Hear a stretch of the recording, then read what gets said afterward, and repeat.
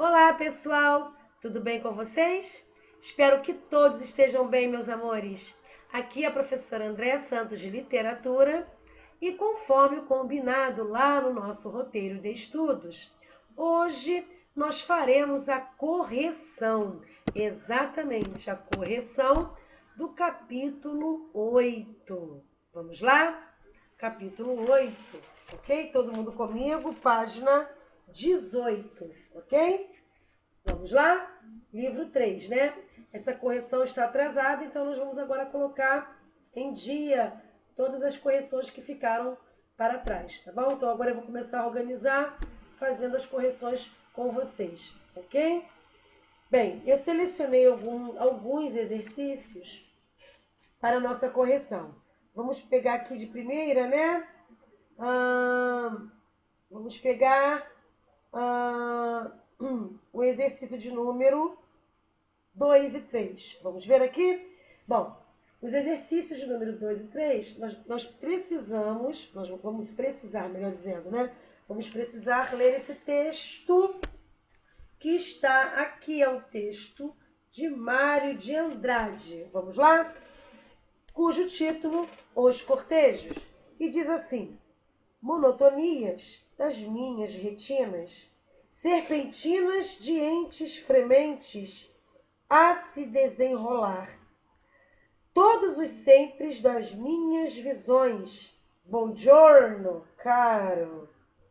Horríveis as cidades, vaidades e mais vaidades, né? Vaidades e mais vaidades, nada de asas, nada de poesia, nada de alegria.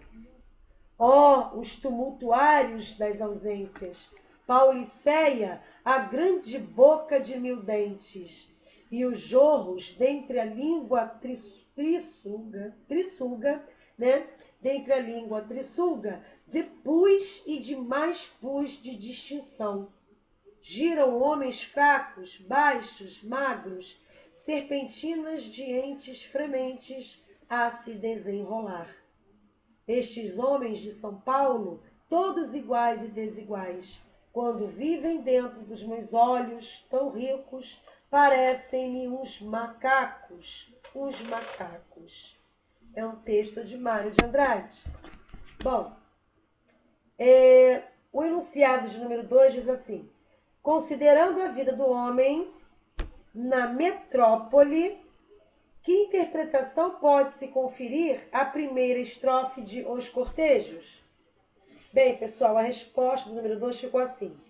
A primeira estrofe, ela é composta por frases, ok, pessoal? É composta por frases justapostas que representam alguns flashes, alguns flashes cotidianos presentes no turbilhão de acontecimentos, né, de uma cidade grande, ok? Além disso, o eu lírico ironiza o fato de as multidões se deslocarem, né, frementes, né, e da mesma forma, ou seja, há uma ironia em relação ao deslocamento maciço, né, de todas as pessoas em uma mesma direção. Bom, essa é a resposta do número 2.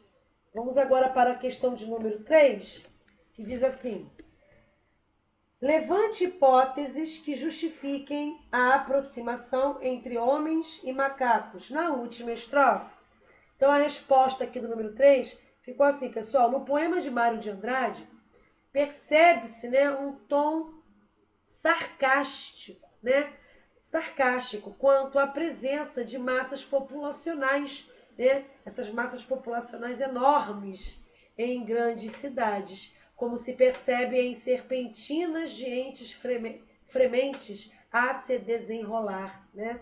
Então é possível notar, portanto, a compactação dessas massas em uma espécie de coisa disforme e descontrolada, né? Então, nesse sentido, na última estrofe do poema, o eu lírico aproxima os homens que perdem sua individualidade, né, e racionalidade quando se transformam em serpentinas, né, a macacos dentro da cidade. Ok? Bem, Agora a questão de número 4 e 5. Vamos ver? Vamos ler um texto que vai responder as questões 4 e 5. Bom, o título do texto é Erro de Português. É um texto também de Oswald de Andrade, que diz assim: quando o português chegou debaixo de uma bruta chuva, vestiu o índio, que pena. Fosse uma manhã de sol, o índio tinha despido o português. Então ele está dizendo que quando o português chegou debaixo de uma bruta chuva, ele vestiu o índio. Ele disse, que pena. Fosse uma manhã de sol, o índio tinha despido o português. Bom, Oswald de Andrade. Vamos lá? Número 4. Uma das principais características da poesia de Oswald de Andrade é a sátira à história tradicional brasileira. Explique como essa sátira está presente no poema anterior, usando trechos do texto para justificar a sua resposta. Bem, pessoal, a resposta do número 4 ficou assim. No poema de Oswald de Andrade, satiriza-se a noção de civilização, né, que supostamente os portugueses traziam aos indígenas no momento, né, em que se encontraram. Então essa sátira, ela é perceptível justamente na dicotomia, vamos dizer assim, na dicotomia vestir e despir, né? Uma vez que do ponto de vista português europeu, né, a vestimenta representa a cobertura da natureza e, portanto, é civilidade, né? Então, por outro lado, né, o ato de despir o português é uma alegoria que questiona justamente os valores dessa civilidade, né, da civilidade trazidos pelos conquistadores, né? Bom, aqui eu respondi o número 4. Vamos agora para a questão de número 5, que diz assim: com base na sátira presente no texto, comente a ambiguidade presente no título do poema. Então a resposta do número 5, pessoal, ficou assim. Em uma primeira leitura, né, o título do poema, Erro de Português, pode direcionar a uma interpretação de erro ortográfico, né, ou linguístico, ok? Bem, no entanto, no poema, né, desconstrói-se essa ideia em prol de uma reflexão do erro, né, do português como cidadão nascido em Portugal, ok? Assim, o erro mencionado no título não é um erro linguístico, mas sim, né, um erro de tentar civilizar os indígenas, ok? Essa é a resposta do número 5. Agora as atividades propostas, vamos lá? Primeira questão, a questão do Enem, diz assim, ó: as dimensões continentais do Brasil são objetos de reflexões expressas em diferentes linguagens. Esse tema aparece no seguinte poema, esse poema que nós vamos ler. Que importa que uns falem... Não. Que importa que uns falem mole, descansado? Que os cariocas arranhem os R's na garganta? Que os capixabas e paroaras escancarem as vogais? Que tem-se o 500 réis meridional, vira 5 tostões do rio para o norte. Junto, formamos este assombro de misérias e grandezas. Brasil, nome de vegetal. É um texto de Mário de Andrade. Bom, pessoal, o enunciado diz assim: o texto poético, ora reproduzido, trata das diferenças brasileiras nos âmbitos. Bem, a resposta aqui só poderia ser a letra B de bola. Ok, pessoal? Podem marcar a letra B de bola. Ok? Linguístico e econômico. Ok? Então, a primeira referência, né, presente no trecho é justamente a diversidade linguística, né? Quando o eu lírico, ele comenta os diferentes sotaques brasileiros. Ok? Depois, ele fala das diferentes formas de se referir ao dinheiro, né, dependendo da região. Além de falar das misérias, né, e das grandezas do Brasil. Tá? Então, número 1, letra B de bola. Número 2, assinale a alternativa correta. Só poderia ser a letra C, ok? Macunaíma é o herói de nossa gente, por retratar, né? Por retratar pelos traços múltiplos e contrastantes que o caracterizam a coletividade brasileira, formada pela miscigenação racial e cultural. Ok, pessoal? Por isso que a resposta, tá, do número 2 é a letra C. E realmente, né, Macunaíma representa essa fusão de todas as raças formadoras da identidade nacional, né? Além disso, dentro da história, ele está presente em vários locais diferentes do Brasil, tá? Indicando que sua história está fundida à do povo brasileiro, tá bom? Está fundida mesmo, fundida à do povo brasileiro. Ok, pessoal? Vamos agora para a questão de número 3. Também uma questão do Enem. Aqui nós temos um texto, né, de Mário de Andrade, que diz assim, ó, esta gramática, pois que gramática implica no seu conceito o conjunto de normas com que torna consciente a organização de uma ou mais falas, esta gramática parece estar em contradição com o meu sentimento. É certo que não tive jamais a pretensão de criar a fala brasileira. Não tem contradição. Só quis mostrar que o meu trabalho não foi leviano, foi sério.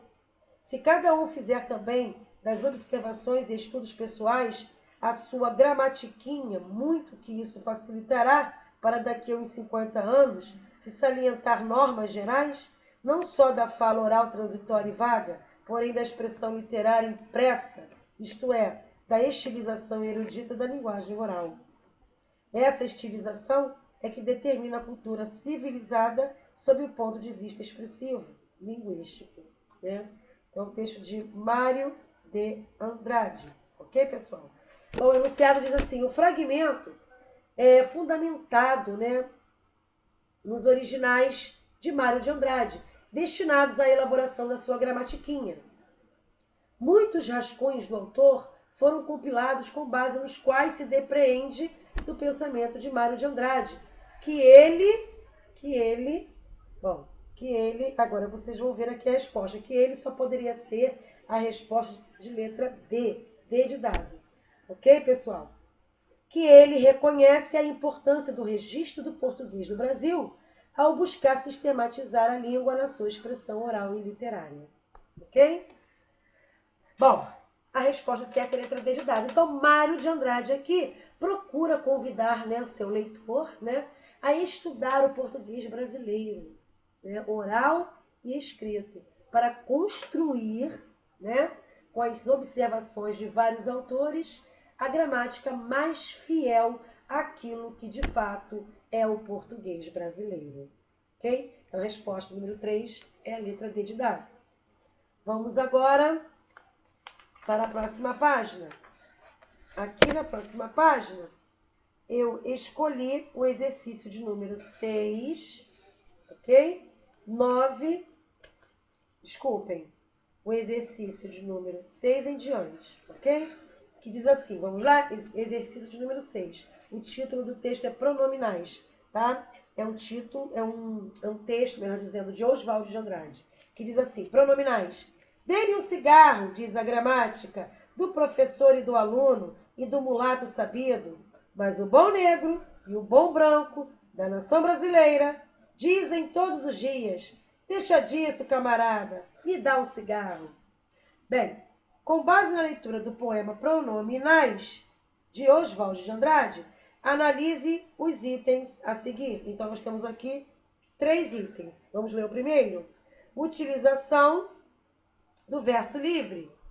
Sem o emprego dos cânones parnasianos. Segundo item. Fuga do poeta para a idealização, né? Fuga do poeta para a idealização, para o místico. Terceiro item. Rejeição dos padrões da gramática portuguesa e das formas tradicionais da composição poética. Bom, pode-se dizer que... Bom, aqui a resposta é a letra C, tá, pessoal? Letra C. Pode-se dizer que apenas a 1 e a 3 são verdadeiros, tá? Ou seja, Apenas o 1 e o 3 são verdadeiros. Apenas o item de número 1 e o item de número 3 são verdadeiros, ok? Então, a única incorreta, né, é a afirmativa de número 2, pois o poema aproxima-se do cotidiano e das pessoas mais comuns, né, que no caso são o próprio objeto temático, ok? Vamos agora para a questão 7 e 8, vamos ler esse texto aqui, cujo título é Brasil. O Zé Pereira, vamos lá, o Zé Pereira chegou de caravela e perguntou para o Guarani da Mata Virgem: sois cristão? Não, sou bravo, sou forte, sou filho da morte. Teterê, tetê, quizá, quizá, quecer. Lá longe a onça resmungava. O negro zonzo saído da fornalha tomou a palavra e respondeu: sim, pela graça de Deus. Canhem, babá, canhem, babá, cum. E fizeram carnaval. É um texto também de Oswaldo de Andrade. Bem, pessoal, o enunciado número 7 diz assim: esse texto apresenta uma versão humorística da formação do Brasil, mostrando-a como uma junção de elementos diferentes, né? Mostrando essa junção de elementos diferentes. Considerando-se esse aspecto, é correto afirmar que a visão apresentada pelo texto só poderia ser a letra A, né? Ambígua, pois tanto aponta o caráter desconjuntado da formação nacional, quanto parece sugerir que esse processo, apesar de tudo, acaba bem. Então, número 7, letra A. Ok, pessoal? 7, letra A. Então, o texto aqui, ele retoma as etnias, né, formadoras do país, ok? Por seus aspectos mais particulares, né, como a linguagem, para, então, sugerir que a grande, né, diversidade de culturas possibilitou a formação do Carnaval, a festa popular mais conhecida do Brasil, ok? Questão agora de número 8. A polifonia, né? A polifonia, variedade de vozes, presente no poema, resulta da manifestação a polifonia agora. Só poderia ser a resposta de letra E, né? Resulta da manifestação do eu lírico, do colonizador, do índio e do negro. Então, podem marcar a letra E, tá, pessoal? Número 8. Então, a voz do eu lírico se faz presente como se fosse um narrador de pequena história que ele conta. Depois, ele apresenta a voz do colonizador. Não é isso? Então, vamos lá? Bom, agora, questão de número 9. Vamos ver aqui rapidinho. Questão de número 9. Opa, mudei, né? Bom, nós temos um texto, né, de Oswaldo de Andrade também, com o título Relicário, que diz assim: no baile da corte foi o conde Deu quem disse pra dona bem-vinda que farinha de suruí, pinga de Paraty, fumo de Baependi. E comer é comer, beber, pitar e cair. É comer, beber, pitar e cair. Então, esse texto de Oswaldo de Andrade, né? Em termos estéticos e históricos, respectivamente, nota-se no poema de Oswaldo de Andrade a presença só poderia ser a letra B de bola, podem marcar aí, a presença de linguagem informal e alusão a um monarquista que exerceu papel de destaque na Guerra do Paraguai, né, pessoal? Então, a linguagem do poema é bastante informal, bem informal, né? Inclusive, apresentando trocas fonéticas típicas da fala, né? Como os verbos no infinitivo sem o R, né? Sem o R final. Né? O conde Deu, mencionado no texto, foi o marido da princesa Isabel, portanto, membro da família real brasileira, e foi um importante combatente na Guerra do Paraguai, tendo liderado o exército brasileiro naquela ocasião. Ok? Bom, então, número 9, letra B de bola. Questão 10, vamos ver? Verbo cracar. Eu empobreço de repente, tu enriqueces por minha causa. Ele azula para o sertão. Nós entramos em concordata. Vós protestais por preferência. Eles escafedem a massa. Sê pirata, sede trouxas. abrindo opala, pessoal sarado. Oxalá que eu tivesse sabido que esse verbo era irregular. É um texto também de Oswaldo de Andrade. E o enunciado diz o seguinte: o título do poema Cracar, relacionado ao romance, vamos ver? 1. Revela o comportamento da personagem. 2. É próprio do contexto socioeconômico da época. 3. Afeta diretamente a vida do personagem. Bom, está correto que se afirma em, só poderia ser a letra C. Em, no caso, no número 2 e no número 3 apenas. Ok, pessoal? Então, o verbo cracar aqui é um neologismo inventado pelo autor, né? Que toma conta, né? Que toma como base, né? A palavra crack, né? No inglês, que significa quebra, né? E se refere a uma situação ruim para a economia, ok? Então, a resposta certa do número 10 é a letra C. Podem marcar, ok, pessoal? Bom, encerramos aqui a nossa correção, né, dos exercícios de sala e de casa. Não esqueçam de colocar os nomes, ok, pessoal? E a turma aqui nos comentários, para que eu possa marcar a presença de todos vocês. Fiquem todos com Deus. Um grande beijo e até o próximo vídeo. Tchauzinho!